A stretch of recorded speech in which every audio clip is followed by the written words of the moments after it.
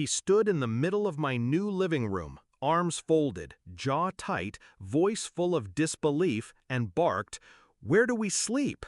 I didn't flinch. "You don't." The silence afterward was thick, suffocating. My sister's kids clung to her coat sleeves. Her husband avoided eye contact. And my father? He looked at me like I'd slapped him across the face. Good. He had no idea he was standing in the middle of the consequence. They raised me to be obedient, the fixer, the peacekeeper. Every holiday, every family function, I bent, folded, shrank to keep them comfortable.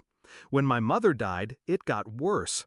My father handed my sister the crown and me the responsibility. She got the praise. I got the expectation.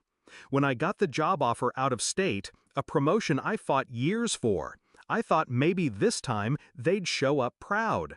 My own place, my own name on the door. I invited them before I unpacked my last box. I should have known better. 2 weeks before the move, he called. Casual tone, like he wasn't about to light a match. "You'll need at least 4 bedrooms. Me, your sister, her husband, the boys. Make sure we all fit comfortably. Don't waste money on anything small. We'll be staying long." No can we, no would it be okay, just assumption. I laughed. Honestly, I did. I thought he was joking. He wasn't. When I told him I signed the lease on a modest 2-bedroom, he exploded. What kind of selfish daughter doesn't make space for her family? Are we supposed to sleep on the floor like dogs? That line stuck.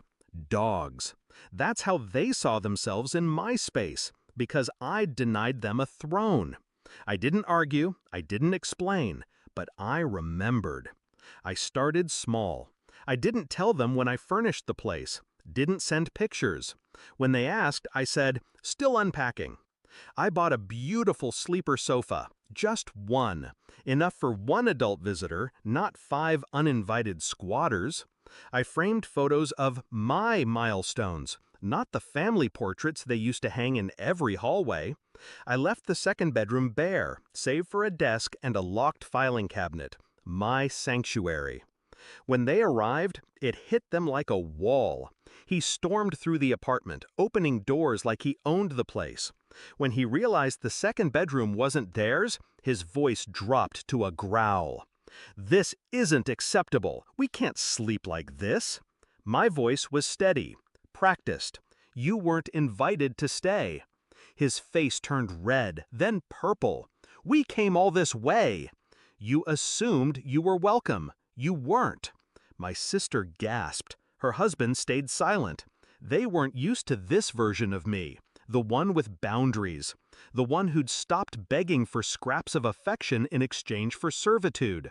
They left that night, slamming the door like they expected me to chase after them. I didn't. But that was only the beginning. They thought they could guilt me into obedience, thought the silent treatment, the snide remarks through family group texts, the "how dare she" comments whispered to aunts and cousins would bring me crawling back. I stayed quiet, watched, then I made my move.